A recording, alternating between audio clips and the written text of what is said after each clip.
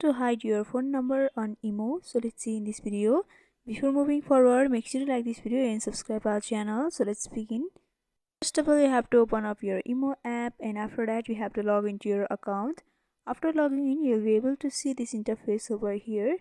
After that, in the left upper corner you can see the profile icon, so simply tap on that. After that, you have to go for settings option. After opening up the settings, you have to go for privacy option in the third row. After that, you have to scroll down below a little bit and you'll be able to see the profile privacy option, so you have to go through it. And after that, you can see there is who can see my IMO ID option, so simply tap on that.